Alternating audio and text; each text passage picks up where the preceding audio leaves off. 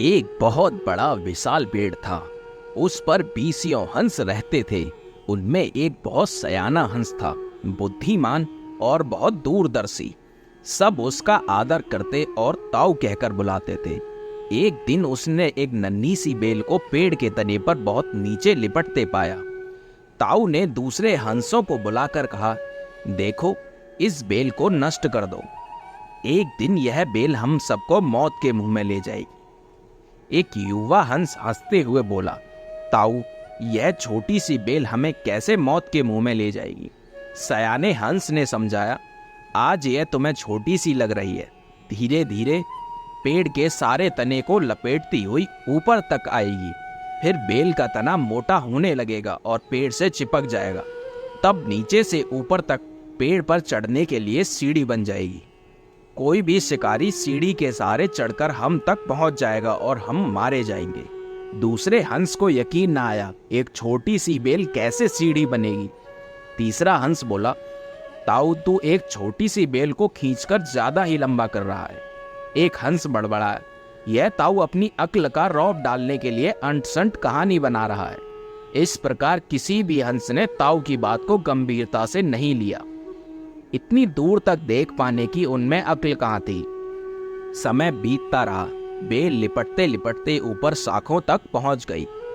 Bell का तना मोटा होना शुरू हुआ और सचमुच ही पेड़ के तने पर सीढ़ी बन गई, जिस पर आसानी से चढ़ा जा सकता था।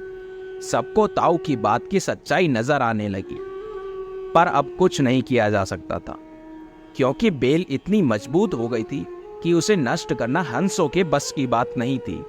एक दिन जब हंस दाना चुगने बाहर गए हुए थे, तब एक बहेलिया उधर आ निकला।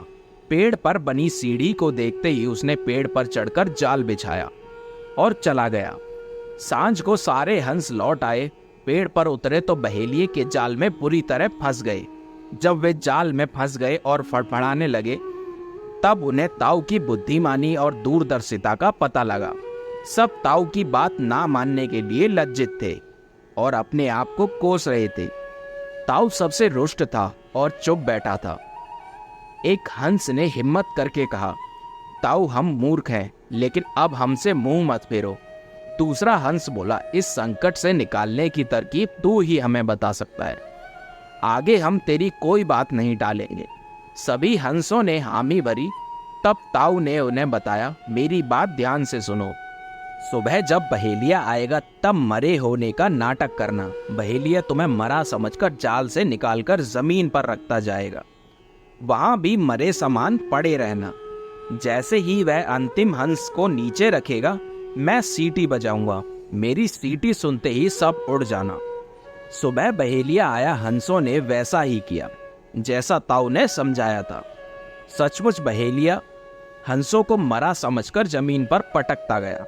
सीटी की आवाज के साथ ही सारे हंस उड़ गए। बहेलिया अवाक होकर देखता रह गया।